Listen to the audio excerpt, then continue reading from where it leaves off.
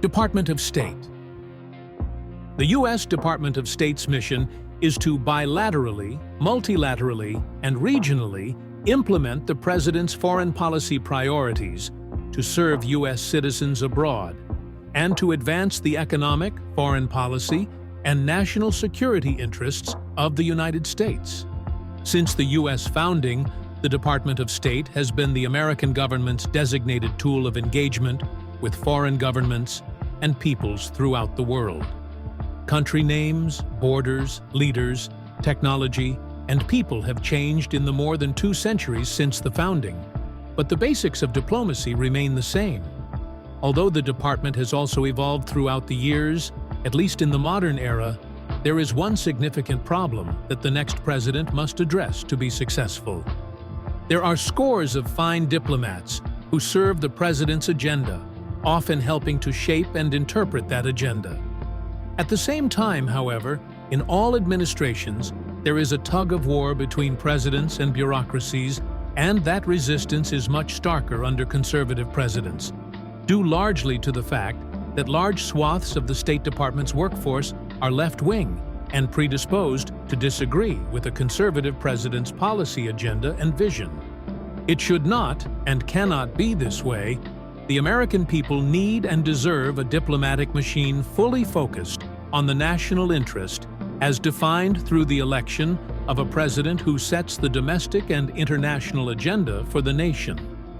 The next administration must take swift and decisive steps to reforge the department into a lean and functional diplomatic machine that serves the president and, thereby, the American people.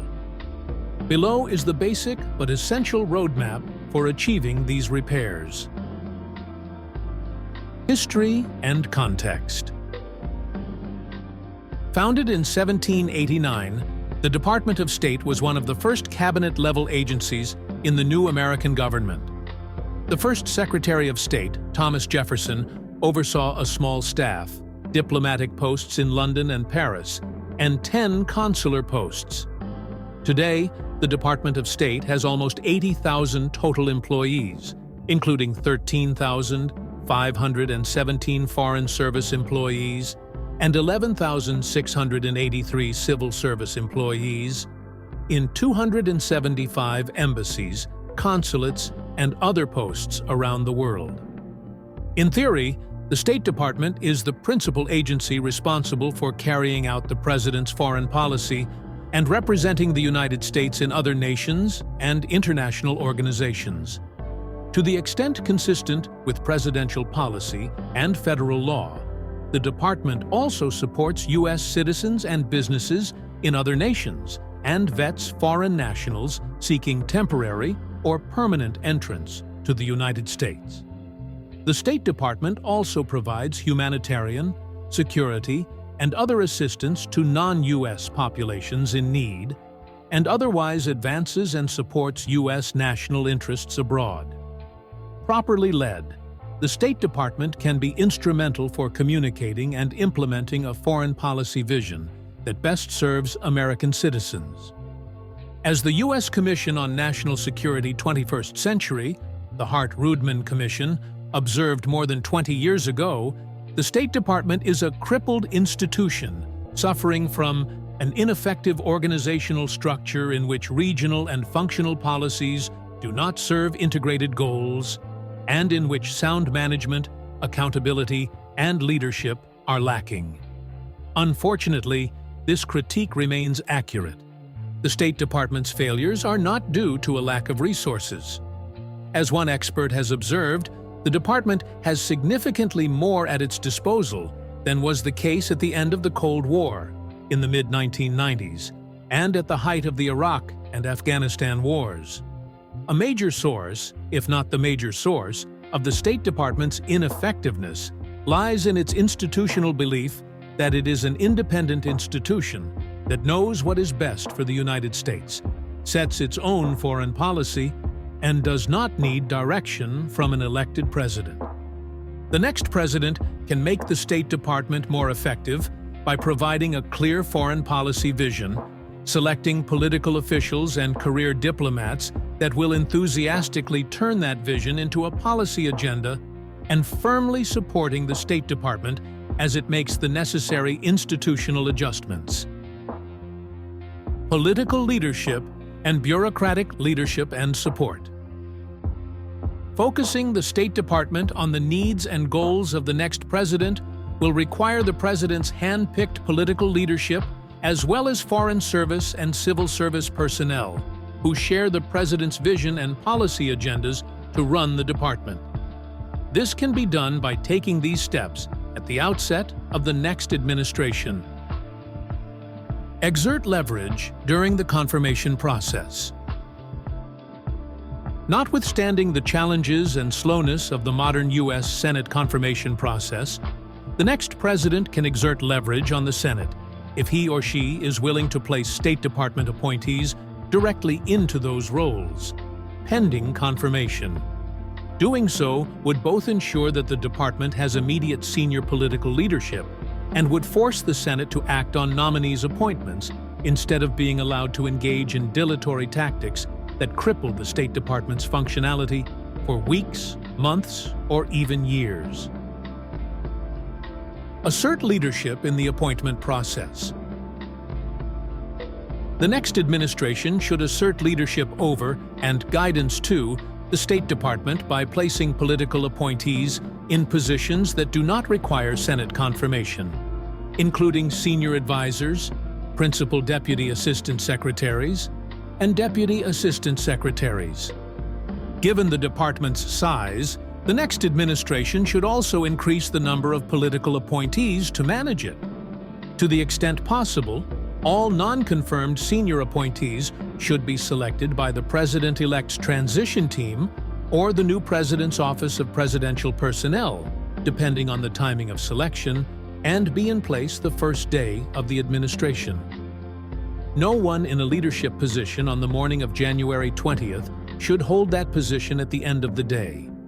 These recommendations do not imply that foreign service and civil service officials should be excluded from key roles. It is hard to imagine a scenario in which they are not immediately relevant to the transition of power. The main suggestion here is that as many political appointees as possible should be in place at the start of a new administration. Support and train political appointees. The Secretary of State should use his or her office and its resources to ensure regular coordination among all political appointees, which should take the form of strategy meetings, trainings, and other events.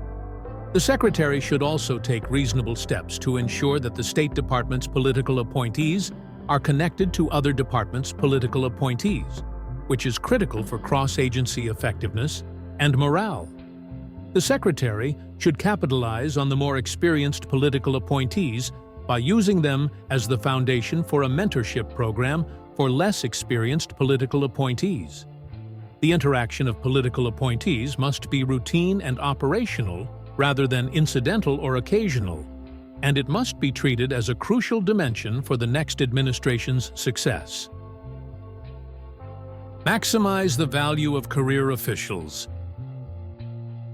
Career foreign service and civil service personnel can and must be leveraged for their expertise and commitment to the President's mission. Indeed, the State Department has thousands of employees with unparalleled linguistic, cultural, policy, and administrative skills, and large numbers of them have been an enormous resource to the Secretaries of State under which they have served.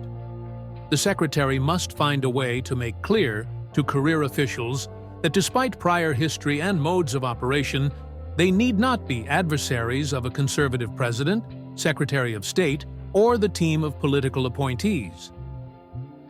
Reboot ambassadors worldwide. All ambassadors are required to submit letters of resignation at the start of a new administration. Previous Republican administrations have accepted the resignations of only the political ambassadors and allowed the Foreign Service ambassadors to retain their posts, sometimes for months or years into a new administration. The next administration must go further. It should both accept the resignations of all political ambassadors and quickly review and reassess all career ambassadors. This review should commence well before the new administration's first day. Ambassadors in countries where U.S. policy or posture would substantially change under the new administration, as well as any who have evinced hostility toward the incoming administration or its agenda, should be recalled immediately.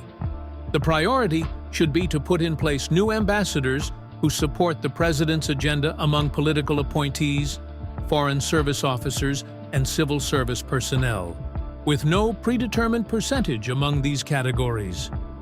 Political ambassadors with strong personal relationships with the president should be prioritized for key strategic posts such as Australia, Japan, the United Kingdom, the United Nations, and the North Atlantic Treaty Organization, or NATO. Righting the ship. Ensuring the State Department is accountable for serving American citizens first will require, at a minimum, that the following steps be implemented immediately. Review retroactively. Before inauguration, the President-elect's Department Transition Team should assess every aspect of State Department negotiations and funding commitments. Upon inauguration, the Secretary of State should order an immediate freeze on all efforts to implement unratified treaties and international agreements, allocation of resources, foreign assistance disbursements, domestic and international contracts and payments, hiring and recruiting decisions, etc., pending a political appointee-driven review to ensure that such efforts comport with the new administration's policies. The quality of this review is more important than speed. The posture of the department during this review should be an unwavering desire to prioritize the American people, including a recognition that the federal government must be a diligent steward of taxpayer dollars. Implement repair. The State Department must change its handling of international agreements to restore constitutional governance. Under prior administrations, unnecessary institutional factors in the department caused numerous logistical challenges in negotiating, approving, and implementing treaties and agreements. This is particularly true under the Biden administration. For example, under the Biden administration, the State Department was considered sufficiently unreliable in terms of alignment and effectiveness, such that its political leadership invoked its Circular 175 authority to delegate its diplomatic capacity to other agencies, such as the Department of Homeland Security. At time of publication, the State Department is negotiating, or seeking to negotiate, large-scale, sovereignty-eroding agreements that could come at considerable economic and other costs to the American people. Although such agreements should be evaluated and approved, as are treaties, the Biden administration is likely to simply call them agreements. The Biden State Department not only approves, but also enforces treaties that have not been ratified by the U.S. Senate.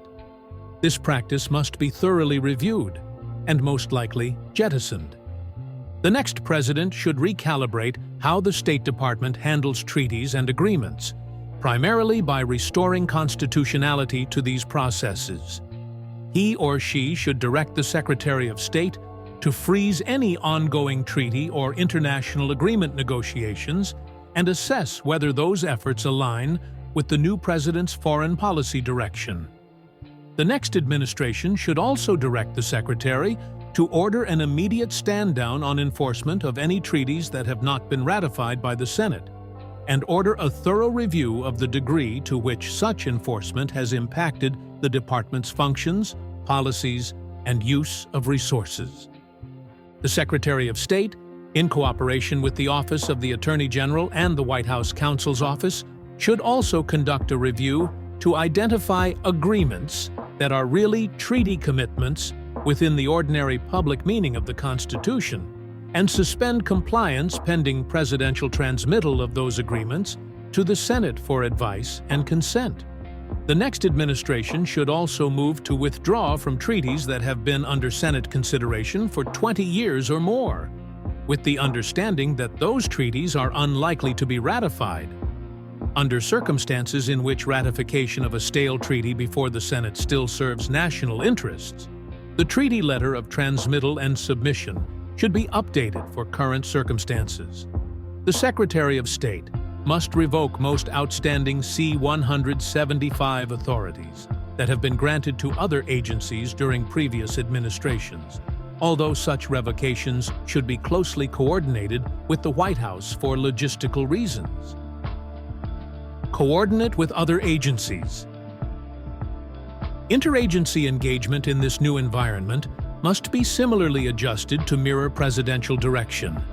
Indeed, coordination among federal agencies is challenging even in the most well-oiled administrations. Although such coordination is inescapable and sometimes productive, agencies tend to leverage each other's resources in ways that occasionally have off-mission consequences for the agency or agencies with the resources. Ideally, the Secretary of State should work as part of an agile foreign policy team along with the National Security Advisor, the Secretary of Defense, and other agency heads to flesh out and advance the President's foreign policy. Bureaucratic stovepipes of the past should be less important than commitment to and achievement of the President's foreign policy agenda. The State Department's role in these interagency discussions must reflect the President's clear direction and disallow resources and tools to be used in any way that detracts from the presidentially directed mission. Coordinate with Congress. Congress has both the statutory and appropriations authority to impact the State Department's operations and has a strong interest in key aspects of American foreign policy. The department must therefore take particular care in its interaction with Congress, since poor interactions with Congress, regardless of intentions, could trigger congressional pushback or have other negative impacts on the President's agenda. This will require particularly strong leadership of the Department of State's Bureau of Legislative Affairs. The Secretary of State and political leadership should ensure full coordination with the White House regarding congressional engagement on any State Department responsibility. This may lead to, for example, the President authorizing the State Department to engage with members of Congress and relevant committees on certain issues, including statutorily designated congressional consultations, but to remain radio silent on volatile or designated issues on which the White House wants to be the primary or only voice. All such authorized department engagements with Congress must be driven and handled by political appointees in conjunction with career officials who have the relevant expertise and are willing to work in concert with the President's political appointees on particularly sensitive matters. Respond vigorously to the Chinese threat. The State Department recently opened the Office of China Coordination, or China House. This office is intended to bring together experts inside and outside the State Department to coordinate U.S. government relations with China and advance our vision for an open, inclusive international system. Whether China House will streamline U.S. government communication, consensus, and action on China policy, given the presence of other agencies with strong competing or adverse interests, remains to be seen. The unit is dependent on adequate and competent staff being assigned by other bureaus within the State Department. Nonetheless, the concept is one a Republican administration should support mutatis mutandis. The Chinese Communist Party has been at war with the U.S. for decades. Now that this reality has been accepted throughout the government, the State Department must be prepared to lead the U.S. diplomatic effort accordingly. The centralization of efforts in one place is critical to this end. Review immigration and domestic security requirements. Arguably, the department's most noteworthy challenge on the global stage has been its handling of immigration and domestic security issues, which are inextricably related. The State Department's apparent posture toward these two issues, which are of paramount importance to the American people, has historically been that they are of lesser importance than other issues and that they can be treated as concessions in broader diplomatic engagements. In other instances in which access to the U.S. in the form of immigrant, permanent, and non-immigrant temporary visas could potentially serve as diplomatic leverage, it is almost never used. To some degree, the State Department and many of its personnel appear to view the U.S. immigration system less as a tool for strengthening the United States and more as a global welfare program. To ensure the safety, security, and prosperity of all Americans, this must change.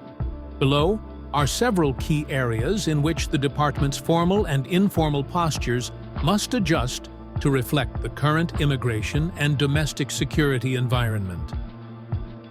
Visa reciprocity. The United States should strictly enforce the doctrine of reciprocity when issuing visas to all foreign nationals. For too long, the U.S. has provided virtually unfettered access to foreign nationals from countries that do not respond in kind, including countries that are actively hostile to U.S. interests and nationals. Mandatory reciprocity will convey the necessary reality that other countries do not have an unfettered right to U.S. access and must reciprocally offer favorable visa-based access to U.S. nationals. The State Department's reaction time to other countries' changes in visa policies with respect to the U.S. must be streamlined to ensure it can be updated in real time. Section 2, 43D Visa Sanctions. Visa sanctions under Section 243D of the Immigration and Nationality Act, enacted into law to motivate countries to accept the return of any nationals who have been ordered removed from the U.S., should be quickly and fully enforced. Recalcitrant countries that do not accept receipt of their returned nationals will risk the suspension of issuance of all immigrant visas, all non-immigrant visas, or all visas. These country-specific sanctions should remain in place until the sanctioned country accepts the return of all its removal-pending nationals and formally commits to future, regular acceptance of its nationals. Black-letter implementation of this law will demonstrate a heretofore lacking seriousness to the international community that other nations must respect U.S. immigration laws and work with federal authorities to accept returning nationals or lose access to the United States. Right-sizing refugee admissions. The Biden administration has engineered what is nothing short of a collapse of U.S. border security and interior immigration enforcement. This administration's humanitarian crisis, which is arguably the greatest humanitarian crisis in the modern era, one which has harmed Americans and foreign nationals alike, will take many years and billions of dollars to fully address. One casualty of the Biden administration's behavior will be the current form of the U.S. Refugee Admission Program, or USRAP, the federal government's obligation to shift national security essential screening and vetting resources to the forged border crisis will necessitate an indefinite curtailment of the number of USRAP refugee admissions. The State Department's Bureau of Population, Refugees, and Migration, which administers USRAP, must shift its resources to challenges stemming from the current immigration situation until the crisis can be contained, and refugee-focused screening and vetting capacity can reasonably be restored. Strengthening bilateral and multilateral immigration-focused agreements. Restoration of both domestic security and the integrity of the U.S. immigration system should start with rapid reactivation of several key initiatives in effect at the conclusion of the Trump administration. Re-implementation of the Remain in Mexico policy, safe third country agreements, and other measures to address the influx of non-Mexican asylum applicants at the United States-Mexico border must be day one priorities. Although the State Department must rein in the C-175 authorities of other agencies, the Department of Homeland Security should retain or regain C-175 authorities for negotiating bilateral and multilateral security agreements. Evaluation of national security vulnerable visa programs.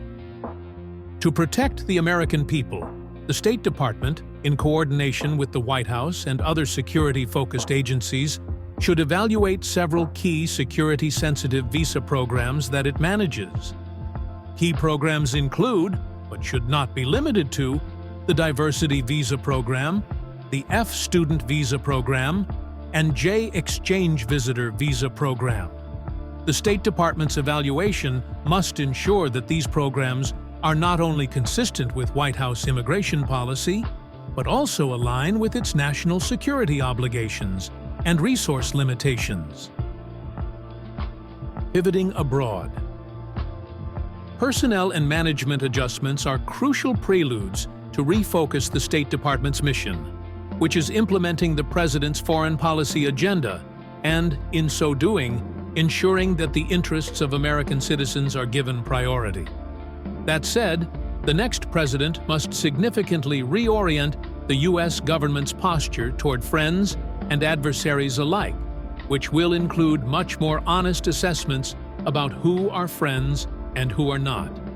This reorientation could represent the most significant shift in core foreign policy principles and corresponding action since the end of the Cold War.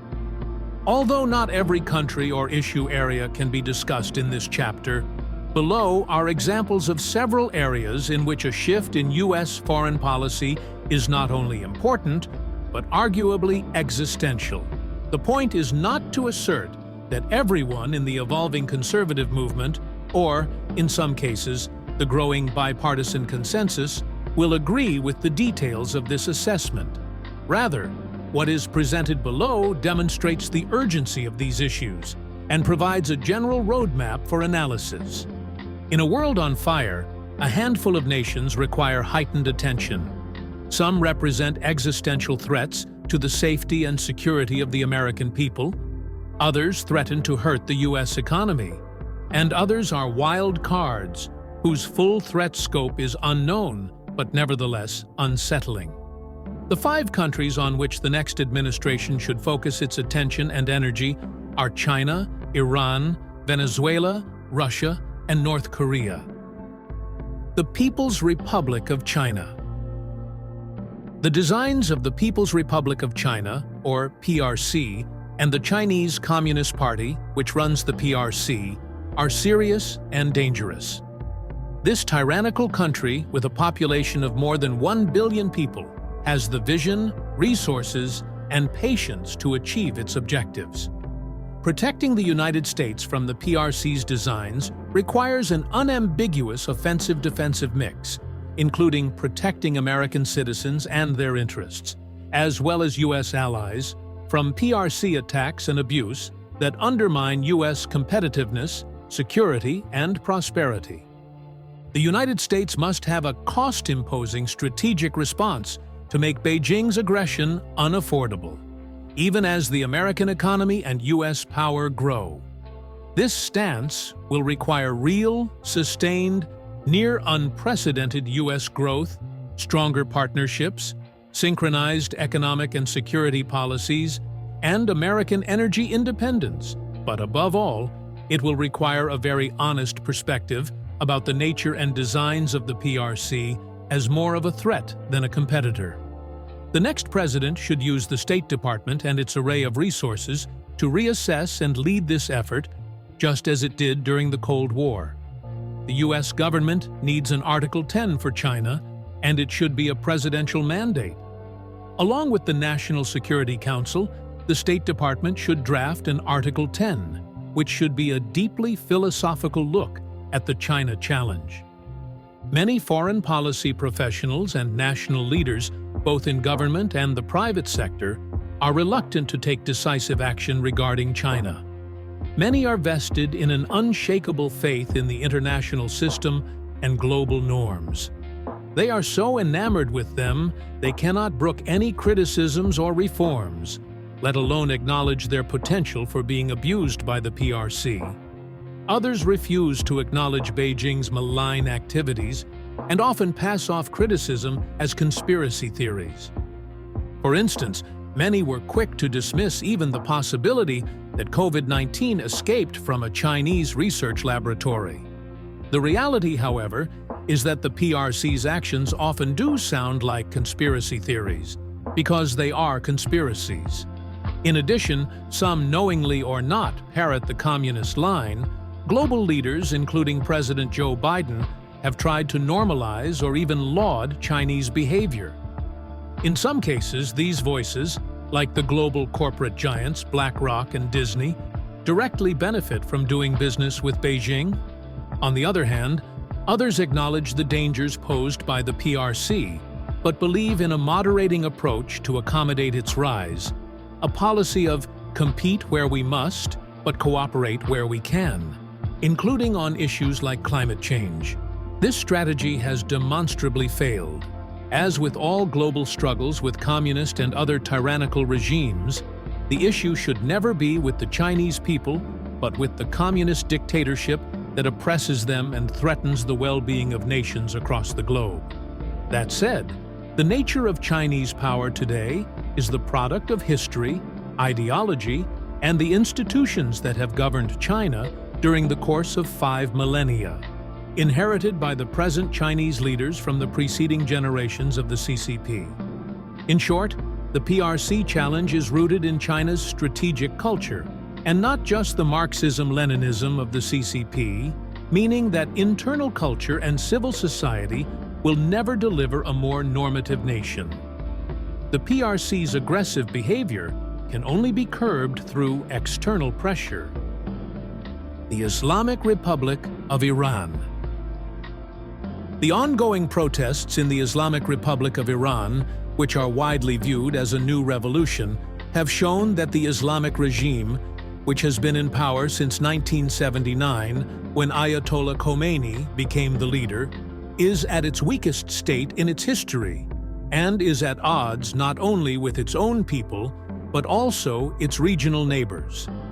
Iran is home to a proud and ancient culture, yet its people have struggled to achieve democracy and have had to endure a hostile theocratic regime that vehemently opposes freedom. The time may be right to press harder on the Iranian theocracy, support the Iranian people, and take other steps to draw Iran into the community of free and modern nations. Unfortunately, the Obama and Biden administrations have propped up the brutal Islamist theocracy that has hurt the Iranian people and threatened nuclear war. For example, the Obama administration's 2015 Joint Comprehensive Plan of Action, commonly referred to as the Iran nuclear deal, gave the Islamic regime a crucial monetary lifeline after the Green Movement protests in 2009, which, while ultimately unsuccessful, did succeed in weakening the regime and showing the world that younger Iranians want freedom. Instead of pressuring the Iranian theocracy to move toward democracy, the Obama administration threw the brutal regime an economic lifeline by giving hundreds of billions of dollars to the Iranian government and providing other sanctions relief. This economic relief did not moderate the regime, but emboldened its brutality, its efforts to expand its nuclear weapons programs, and its support for global terrorism. Former President Obama has admitted his lack of support for the Green Movement during his administration was an error, and blamed it on poor advisors. Yet those same advisors are involved with the Biden administration's insistence on reducing pressure on the theocracy and resurrecting a nuclear deal. The next administration should neither preserve nor repeat the mistakes of the Obama and Biden administrations. The correct future policy for Iran is one that acknowledges that it is in U.S. national security interests, the Iranian people's human rights interests, and a broader global interest in peace and stability for the Iranian people to have the democratic government they demand. This decision to be free of the country's abusive leaders must of course be made by the Iranian people. But the United States can utilize its own and others' economic and diplomatic tools to ease the path toward a free Iran and a renewed relationship with the Iranian people. The Bolivarian Republic of Venezuela. Once a model of democracy, and a true U.S. ally, the Bolivarian Republic of Venezuela has all but collapsed under the communist regimes of the late Hugo Chavez and Nicolas Maduro. In the 24 years since Hugo Chavez was first elected Venezuelan president in 1999, the country has violently cracked down on pro-democracy citizens and organizations, shattered its once oil-rich economy, empowered domestic criminal cartels, and helped fuel a hemispheric refugee crisis. Venezuela has swung from being one of the most prosperous, if not the most prosperous, country in South America to being one of the poorest. Its communist leadership has also drawn closer to some of the United States' greatest international foes, including the PRC and Iran, which have long sought a foothold in the Americas. Indeed, Venezuela serves as a reminder of just how fragile democratic institutions that are not maintained can be. To contain Venezuela's communism and aid international partners, the next administration must take important steps to put Venezuela's communist abusers on notice while making strides to help the Venezuelan people. The next administration must work to unite the hemisphere against this significant but underestimated threat in the Southern Hemisphere. Russia. One issue today that starkly divides conservatives is the Russia-Ukraine conflict. The common ground seems to be recognition that presidential leadership in 2025 must chart the course. One school of conservative thought holds that as Moscow's illegal war of aggression against Ukraine drags on, Russia presents major challenges to U.S. interests, as well as to peace, stability, and the post-Cold War security order in Europe. This viewpoint argues for continued U.S. involvement, including military aid, economic aid, and the presence of NATO and U.S. troops if necessary. The end goal of the conflict must be the defeat of Russian President Vladimir Putin and a return to pre-invasion borderlines. Another school of conservative thought denies that U.S.-Ukrainian support is in the national security interest of America at all. Ukraine is not a member of the NATO alliance and is one of the most corrupt nations in the region. European nations directly affected by the conflict should aid in the defense of Ukraine, but the U.S. should not continue its involvement. This viewpoint desires a swift end to the conflict through a negotiated settlement between Ukraine and Russia. The tension between these competing positions has given rise to a third approach. This conservative viewpoint eschews both isolationism and interventionism. Rather, each foreign policy decision must first ask the question, what is in the interest of the American people? U.S. military engagement must clearly fall within U.S. interests, be fiscally responsible, and protect American freedom, liberty, and sovereignty, all while recognizing Communist China as the greatest threat to U.S. interests. Thus, with respect to Ukraine, continued U.S. involvement must be fully paid for, limited to military aid, while European allies address Ukraine's economic needs, and have a clearly defined national security strategy that does not risk American lives. Regardless of viewpoints, all sides agree that Putin's invasion of Ukraine is unjust, and that the Ukrainian people have a right to defend their homeland. Furthermore, the conflict has severely weakened Putin's military strength and provided a boost to NATO unity and its importance to European nations. The next conservative president has a generational opportunity to bring resolution to the foreign policy tensions within the movement and chart a new path forward that recognizes Communist China as the defining threat to U.S. interests in the 21st century. The Democratic People's Republic of Korea. Peace and stability in Northeast Asia are vital interests of the United States. The Republic of Korea, South Korea, and Japan are critical allies for ensuring a free and open Indo-Pacific. They are indispensable military, economic, diplomatic, and technology partners. The Democratic People's Republic of Korea must be deterred from military conflict. The United States cannot permit the Democratic People's Republic of Korea to remain a de facto nuclear power with the capacity to threaten the United States or its allies. This interest is both critical to the defense of the American homeland and the future of global non-proliferation. The DPRK must not be permitted to profit from its blatant violations of international commitments or to threaten other nations with nuclear blackmail. Both interests can only be served if the U.S. disallows the DPRK's rogue regime behavior. Other international engagements, Western Hemisphere. The United States has a vested interest in a relatively united and economically prosperous Western Hemisphere. Nonetheless, the region now has an overwhelming number of socialist or progressive regimes, which are at odds with the freedom and growth-oriented policies of the U.S. and other neighbors, and who increasingly pose hemispheric security threats. A new approach is therefore needed, one that simultaneously allows the U.S. to reposture in its best interests and helps regional partners enter a new century of growth and opportunity. The following core policies must be part of this new direction. A sovereign Mexico policy. Mexico is currently a national security disaster. Bluntly stated, Mexico can no longer qualify as a first world nation. It has functionally lost its sovereignty to muscular criminal cartels that effectively run the country.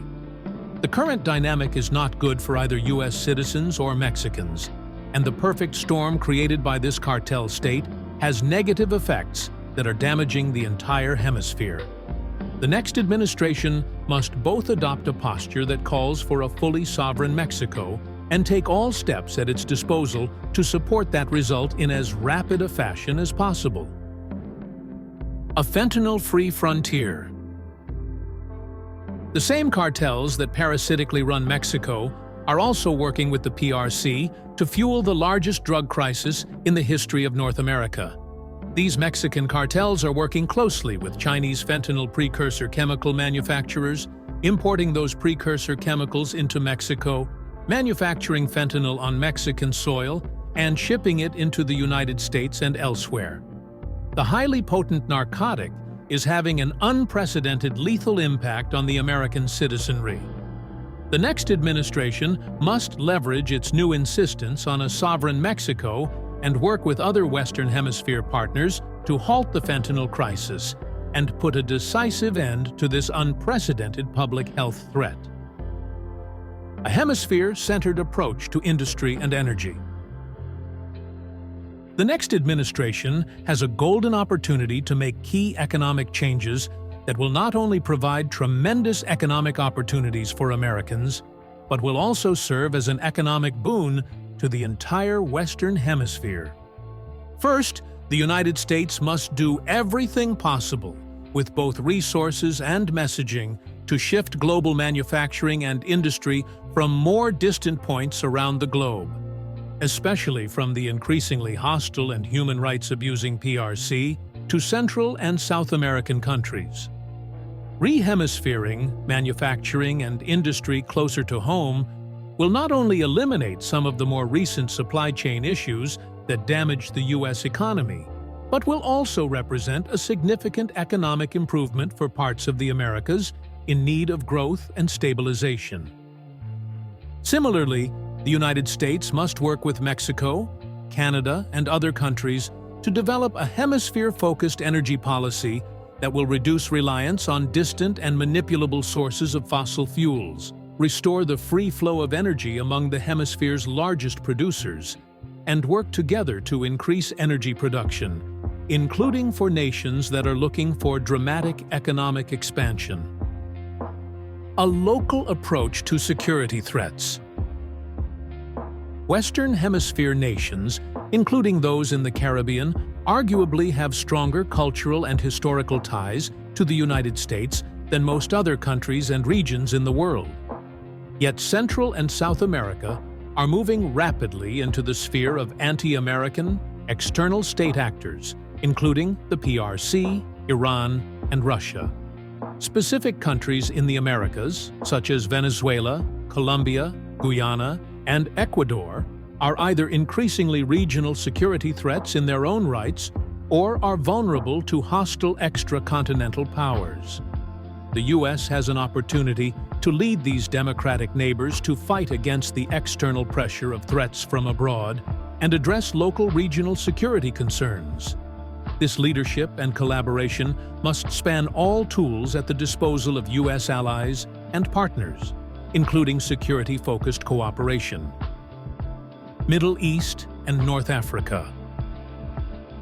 The next administration must re-engage with Middle Eastern and North African nations and not abandon the region.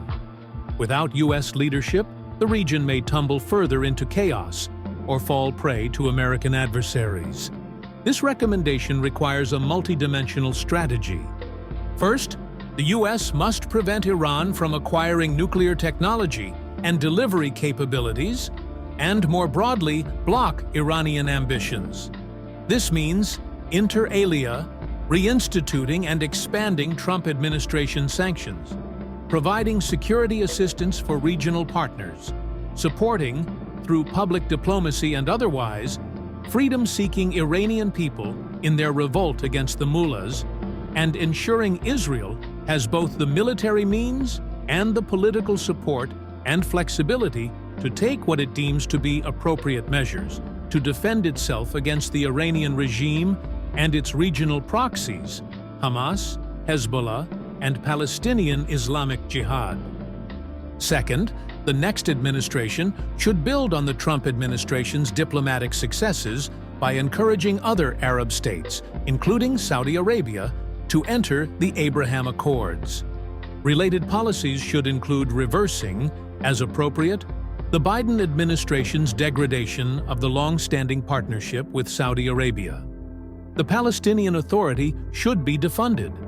A further key priority is keeping Turkey in the Western fold and a NATO ally. This includes a vigorous outreach to Turkey to dissuade it from hedging toward Russia or China, which is likely to require a rethinking of U.S. support for People's Protection Units and Kurdistan Workers' Party. Kurdish forces, which Ankara believes are an existential threat to its security. For the foreseeable future, and much longer than one new administration Middle Eastern oil, will play a key role in the world economy. Therefore, the U.S. must continue to support its allies and compete with its economic adversaries, including China. Relations with Saudi Arabia should be strengthened in a way that seriously curtails Chinese influence in Riyadh. Third, it is in the U.S. national interest to build a Middle East security pact that includes Israel, Egypt, the Gulf states, and potentially India, as a second Quad arrangement. Protecting freedom of navigation in the Gulf and in the Red Sea and Suez Canal is vital to the world economy, and therefore to U.S. prosperity as well. In North Africa, security cooperation with European allies, especially France, will be vital to limit growing Islamist threats and the incursion of Russian influence through positionings of the Wagner Group. The U.S. cannot neglect a concern for human rights and minority rights, which must be balanced with strategic and security considerations.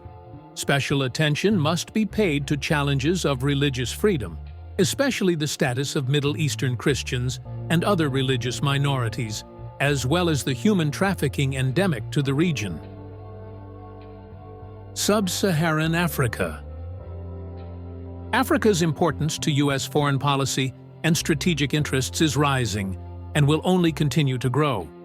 Its explosive population growth, large reserves of industry-dependent minerals, proximity to key maritime shipping routes, and its collective diplomatic power ensure the continent's global importance.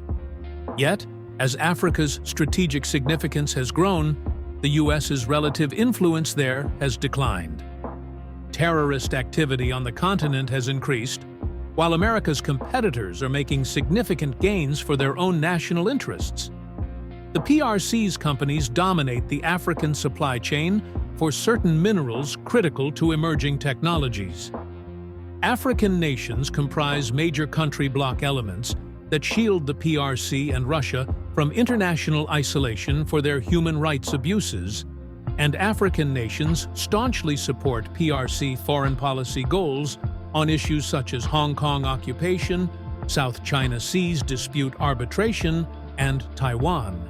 The new administration can correct this strategic failing of existing policy by prioritizing Africa and by undertaking fundamental changes in how the United States works with African nations.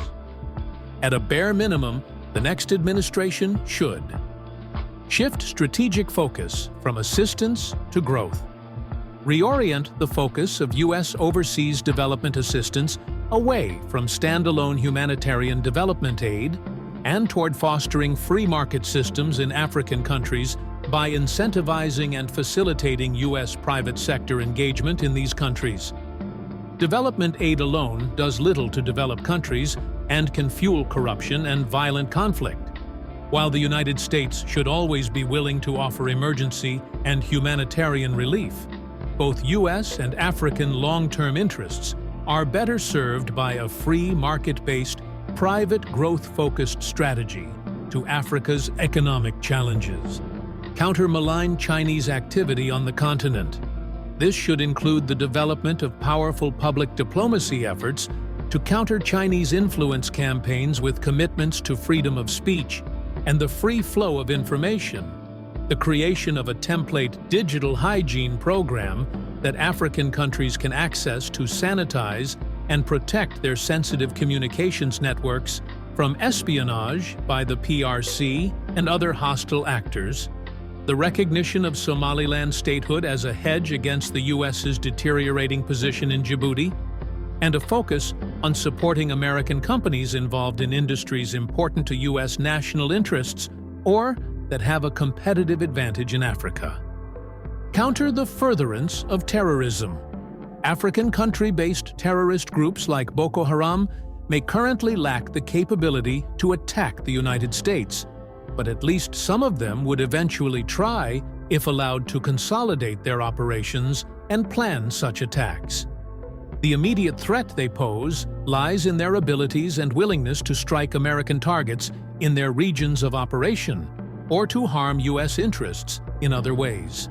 The U.S. should support capable African military and security operations through the State Department and other federal agencies responsible for granting foreign military education, training, and security assistance. Build a coalition of the cooperative. Rather than thinning limited federal resources by spreading funds across all countries, including some that are unsupportive or even hostile to the United States, the next administration should focus on those countries with which the U.S. can expect a mutually beneficial relationship. After being designated focus countries by the State Department, such nations should receive a full suite of American engagement. That said, the next administration should still maintain a baseline level of contact, even with those countries with which it has less than fruitful relationships, in order to encourage positive developments and to be in position to seize unexpected diplomatic opportunities as they arise. Focus on core diplomatic activities and stop promoting policies birthed in the American culture wars. African nations are particularly and reasonably non-receptive to the U.S. social policies, such as abortion and pro-LGBT initiatives being imposed on them. The United States should focus on core security, economic, and human rights engagement with African partners and reject the promotion of divisive policies that hurt the deepening of shared goals between the U.S. and its African partners. Europe. American foreign policy has long benefited from cooperation with the countries of Europe, generally the EU, and any conservative administration should build on this resource. Yet the transatlantic relationship is complex, with security, trade, and political dimensions. First, the Europe, Eurasia, and Russia region is made up of relatively wealthy and technologically advanced societies that should be expected to bear a fair share of both security needs and global security architecture. The United States cannot be expected to provide a defense umbrella for countries unwilling to contribute appropriately. At stake after 2024 will be examining the status of the Wales pledge of 2% of gross domestic product toward defense by NATO members. The new administration will also want to encourage nations to exceed that pledge. Second, transatlantic trade is a significant part of the global economy, and it is in the U.S. national interest to amplify it, especially because this means weaning Europe of its dependence on China. However, there are also transatlantic trade tensions that disturb the U.S.-EU relationship, and that have been evident across administrations. The U.S. must undertake a comprehensive review of trade arrangements between the EU and the United States to assure that U.S. businesses are treated fairly and to build productive reciprocity. Outside the EU, trade with the post-Brexit UK needs urgent development before London slips back into the orbit of the EU. Third, in the wake of Brexit, EU foreign policy now takes place without UK input, which disadvantages the United States, given that the UK has historically been aligned with many US positions. Therefore, US diplomacy must be more attentive to inner EU developments, while also developing new allies inside the EU, especially the Central European countries on the eastern flank of the EU, which are most vulnerable to Russian aggression. South and Central Asia. Many key American interests and responsibilities are found in South and Central Asia. Specifically, continuing to advance the bilateral relationship with India to mutual benefit is a crucial objective for U.S. policy. India plays a crucial role in countering the Chinese threat and securing a free and open Indo-Pacific. It is a critical security guarantor for the key routes of air and sea travel linking East and West, and an important emerging U.S. economic partner.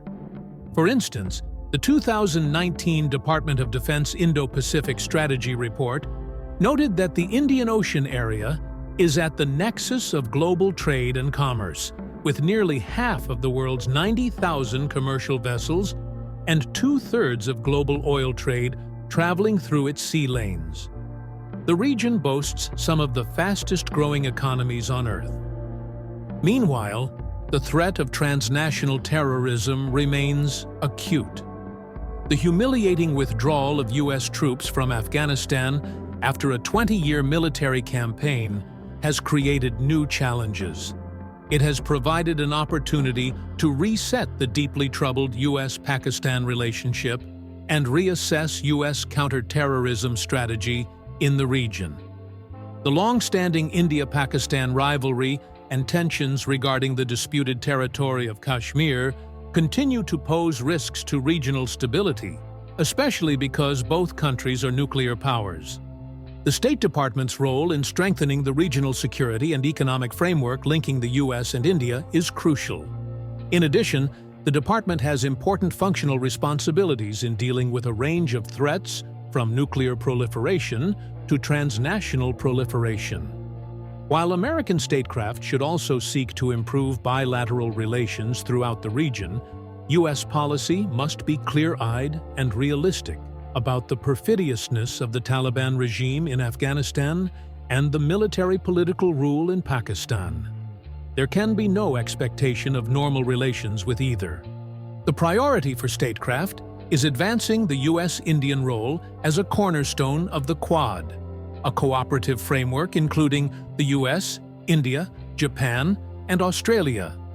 The Quad is comprised of the key nations in coordinating efforts for a free and open Indo-Pacific. It is an overarching group that nests the key U.S. bilateral and trilateral cooperative efforts that facilitate U.S. collaborative efforts across the Indo-Pacific.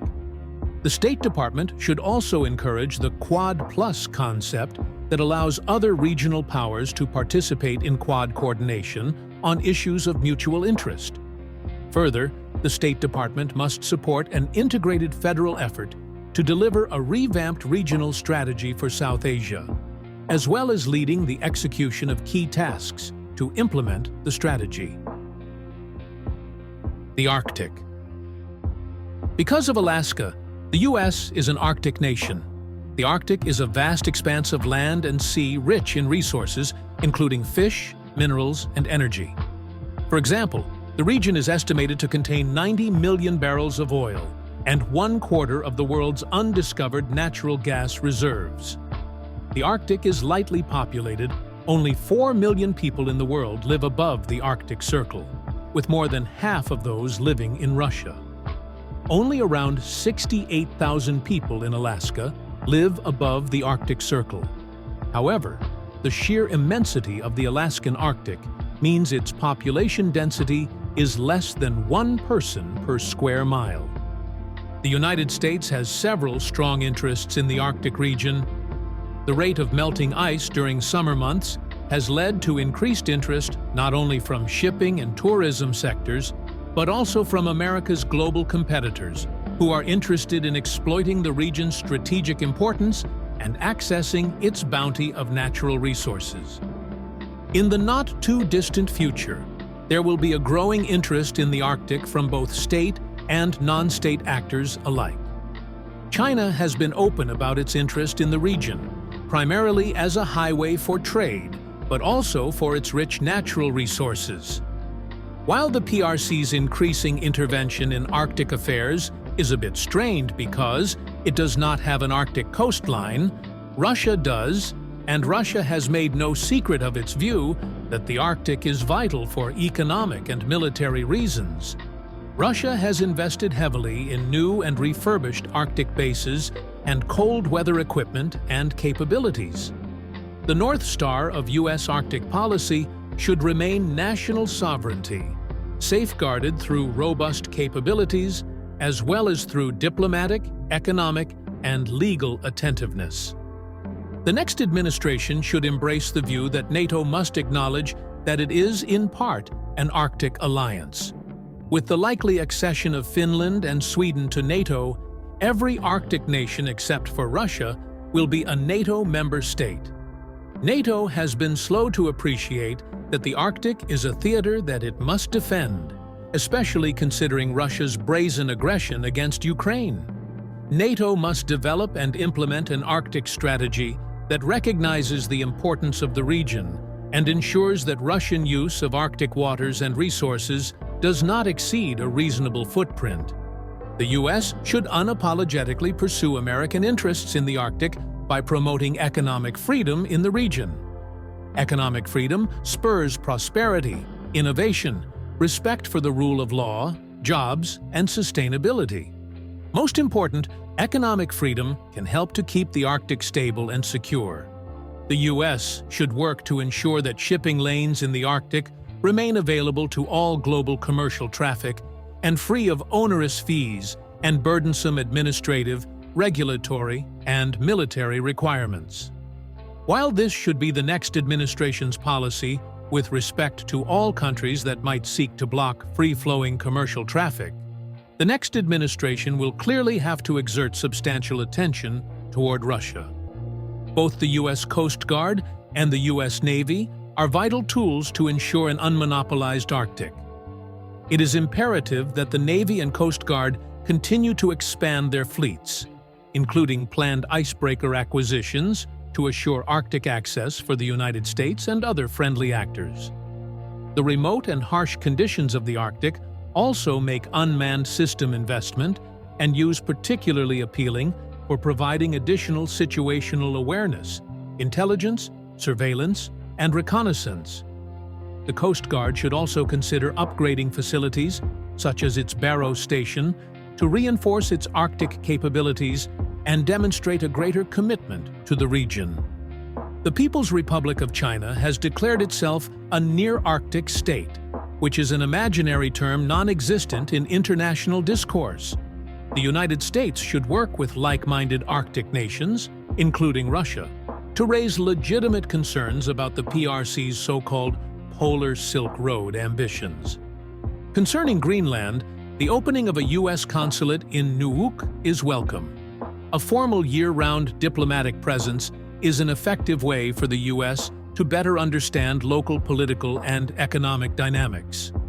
Furthermore, given Greenland's geographic proximity, and its rising potential as a commercial and tourist location, the next administration should pursue policies that enhance economic ties between the U.S. and Greenland. International organizations. Defending and protecting the American people and advancing their interests requires the United States to engage in a broad spectrum of bilateral and multilateral relationships, including participating in international organizations.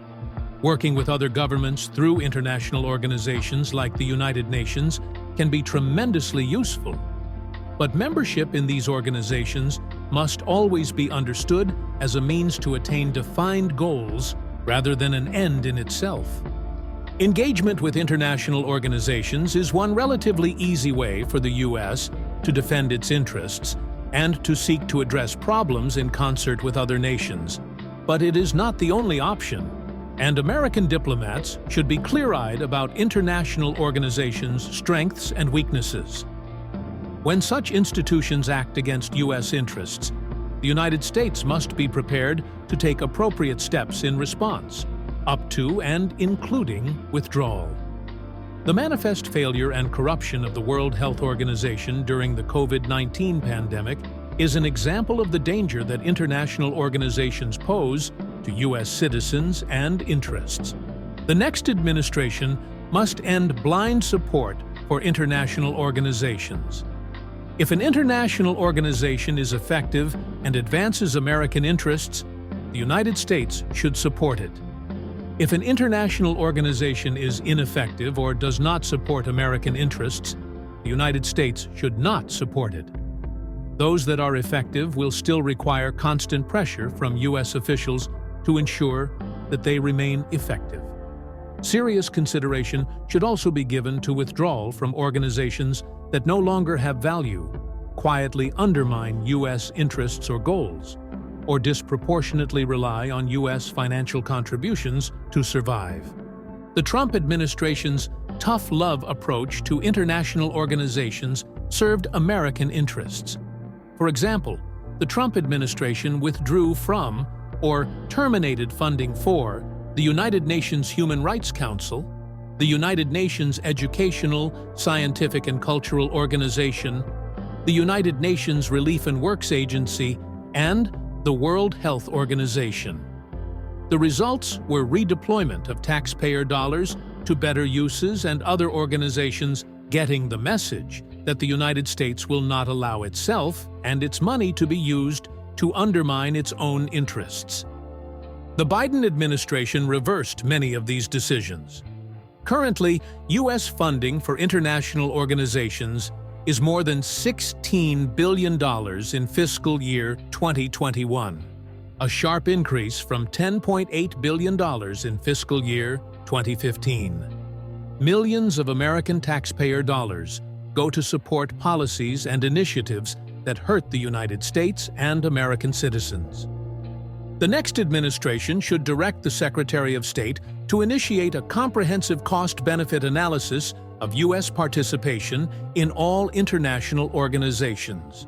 This review should take into account long-standing provisions in federal law that prohibit the use of taxpayer dollars to promote abortion, population control, and terrorist activities, as well as other applicable restrictions on funding for international organizations and agencies with a view to withholding U.S. funds in cases of abuses.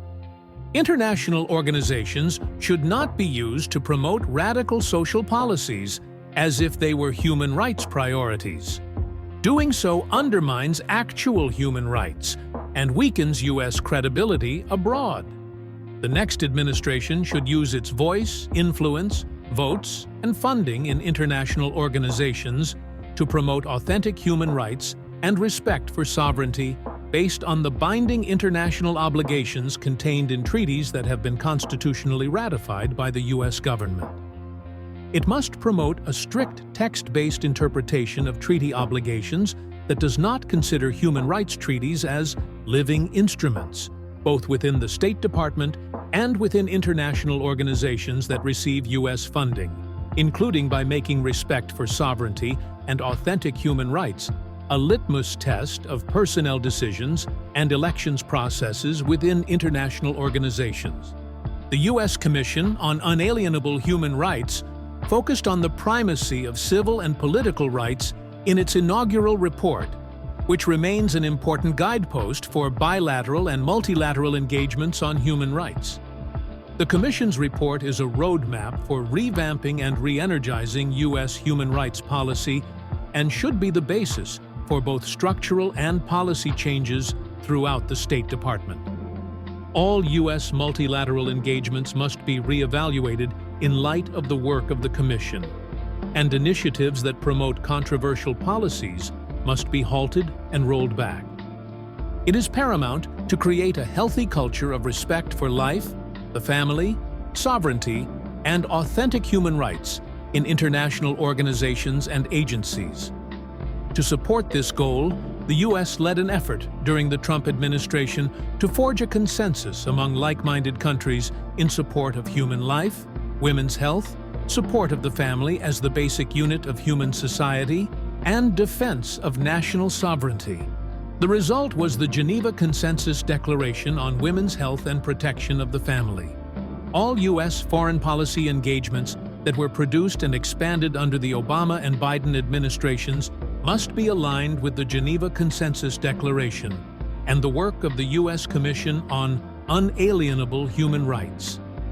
The U.S. government should not and cannot promote or fund abortion in international programs or multilateral organizations. Technically, the United States can prevent its international funding from going toward abortions, but the U.S. will have a greater impact by including like-minded nations and building on the coalition launched through the Geneva Consensus Declaration, with a view to shaping the work of international agencies by functioning as a united front. The COVID-19 pandemic made it painfully clear that both international organizations and some countries are only too willing to trample human rights in the name of public health. For example, the WHO was, and remains, willing to support the suppression of basic human rights, partially because of its close relationship with human rights abusers like the PRC. The next administration should unequivocally embrace the premise that humanity and the international community can simultaneously tackle pandemics and other emergent health threats without impeding the rights of people. It must also become a vocal surrogate for people in countries where rights are being suppressed in the name of health. This will likely require greater restrictions on the supply of federal dollars to the WHO and other health-focused international organizations pending adjustment of their policies. The United States must return to treating international organizations as vehicles for promoting American interests, or take steps to extract itself from those organizations. Shaping the future. Development of a grand foreign policy strategy is key to the next administration's success, but without addressing structural and related issues of the State Department, this strategy will be at risk. The Hart-Rudman Commission called for a significant restructuring of the State Department specifically, and foreign assistance programs generally, stating that funding increases could only be justified if there was greater confidence that institutions would use their funding effectively. Sadly, the exact opposite has occurred. The State Department has metastasized in structure and resources, but neither the function of the department nor the use of taxpayer dollars has improved. The next administration can take steps to remedy these deficiencies. The State Department's greatest problem is certainly not an absence of resources. As noted, the department boasts tens of thousands of employees and billions of dollars of funding, including significant amounts of discretionary funding. It also exists among a broader array of federal agencies that are duplicative, particularly when it comes to the provision of direct and indirect foreign assistance. Realistically, meaningful reform of the State Department will require significant streamlining. Below are some key structural and operational recommendations that will be essential for the next administration's success, and which will lay crucial foundations for other necessary reforms. Develop a reorganization strategy. Despite periodic attempts by previous administrations, including the Trump administration, to make more than cosmetic changes to the State Department, its structure has remained largely unchanged since the 20th century. The State Department will better serve future administrations, regardless of party, if it were to be meaningfully streamlined. The next administration should develop a complete hypothetical reorganization of the department, one which would tighten accountability to political leadership, reduce overhead, eliminate redundancy, waste fewer taxpayer resources, and recommend additional personnel-related changes for improvement of function. Such reorganization could be creative, but also carefully review specific structure-related problems that have been documented over the years. This reorganization effort would necessarily assess what office closures can be carried out with and without congressional approval. Timelines for action on these fronts should be developed accordingly, but speed should be a priority. Consolidate foreign assistance authorities. Foreign assistance is a critical foreign policy tool that is too often disconnected from the federal government's practice of foreign policy. Bureaucrats spend significant energy resisting the use of non-emergency foreign assistance to leverage positive results for the United States, even though it is a perfectly reasonable proposition. The coordination of foreign assistance dollars is also difficult because the foreign assistance budget and foreign loan issuance authorities are divided across numerous cabinet departments, smaller agencies, and other offices. The next administration should take steps to ensure that future foreign assistance clearly and unambiguously supports the President's foreign policy agenda. For example, the next administrator of the U.S. Agency for International Development, which is technically subordinate to the State Department, should be authorized to take on the additional role of Director of Foreign Assistance with the rank of Deputy Secretary and oversee all foreign assistance. This role, which existed briefly during the George W. Bush administration before it was eliminated by the Obama administration, would empower the dual-hatted official to better align and coordinate with the manifold foreign assistance programs across the federal government. The next administration should also evaluate whether these multiple sources of foreign assistance are in the national interest, and, if not, develop a plan to consolidate foreign assistance authorities. Make public diplomacy and international broadcasting serve American interests. A key part of U.S. foreign policy is the ability to communicate with not only governments, but with the peoples of the world. Indeed, in some ways, communicating directly with the public is more important than communicating with governments, particularly in times of governmental conflict or disagreement. Public diplomacy has historically been, and remains, vital to American foreign policy success. Unfortunately, U.S. public diplomacy, which largely relies on taxpayer-funded international broadcasting outlets, has been deeply ineffective in recent years. The U.S. government's first foray into international broadcasting started with the Voice of America radio broadcast in 1942, which was intended as a tool to communicate directly with the people of Europe during World War II. During the next half-century, America's international broadcasting efforts both expanded and increased in sophistication as the United States shifted out of its hot war in Europe and into the Cold War with the Soviet Union. U.S. international broadcasting prowess and the confident willingness to communicate the correctness of American ideals in the face of global resistance arguably hit its peak near the conclusion of the Cold War in the late 1980s. Since the fall of the Berlin Wall in 1989 and the subsequent collapse of Soviet and Eastern Bloc communism, factors including the false appeal of a so-called peace dividend triggered a slide in the U.S. ability to communicate a pro-freedom message to the rest of the world, and in its commitment to do so. Ironically, this slide accompanied the rise of the internet and mobile phone technologies, which arguably facilitated the most significant revolution in human communication since the invention of the printing press. The United States must reassert its public diplomacy obligations by restoring its international broadcasting infrastructure as part of the broader U.S. foreign policy framework, consolidating broadcasting resources, and recommitting to people-focused and pro-freedom messaging and content. Engage in cyber diplomacy. Cyberspace has become an arena for competition between the U.S. and nations that seek and export digital authoritarianism. Cyberspace protection is critical to national security and deserving of commensurate diplomatic resources. Defined as the use of diplomatic tools to address issues arising in and through cyberspace, cyber diplomacy is a key part of the U.S. government's toolkit for preventing and addressing cyber threats. The model for cyberspace that the U.S. espouses is based on democracy and freedom of information. It is an open, interoperable, secure, reliable, market-driven domain that reflects democratic values and protects privacy.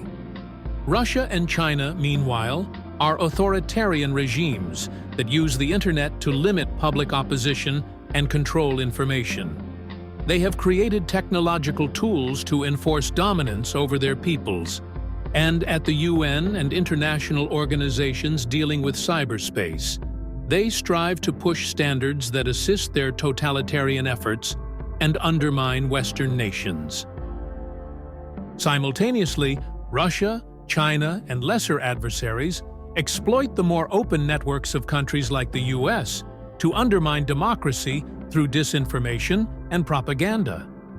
They have attempted to influence US elections, enabled or encouraged actors to exploit cyber vulnerabilities to commit theft of real or intellectual property, and have challenged US governmental, military, and critical infrastructure networks with targeted malware. In short, the cyberspace era has gradually evolved from one of exploration, innovation, and cooperation to one that retains these features, but is also marked by aggressive competition and persistent threats. To meet this reality, the State Department must move beyond its traditional model of attempting to establish non-binding, informal world standards of acceptable cyberspace behavior. The State Department should work with allies to establish a clear framework of enforceable norms for actions in cyberspace, moving beyond the voluntary norms of the United Nations group of governmental experts. The State Department should also assist the Department of Defense to go on offense against adversaries. Deterrence as a strategic approach has not stemmed the onslaught of cyber aggression below the level of armed conflict. The traditional U.S. defensive approach based on deterrence, followed by reaction to crossed red lines, is no longer effective. Adversaries can evade this strategy through multiple tactical lines of action below the level of armed conflict, and such actions have a cumulative strategic effect. The State Department's role should be to work with allies and engage with adversaries when necessary to draw clear lines of unacceptable conduct.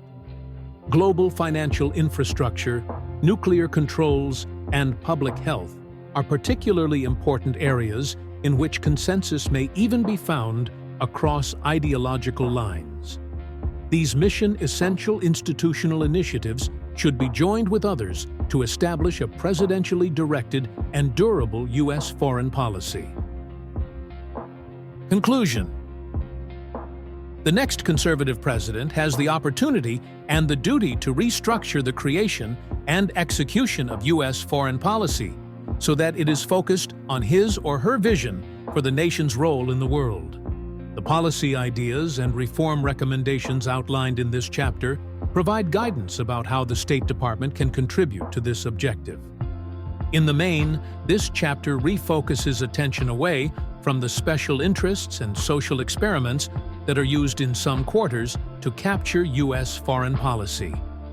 The ideas and recommendations herein are premised on the belief that a rigorous adherence to the national interest is the most enduring foundation for U.S. grand strategy in the 21st century.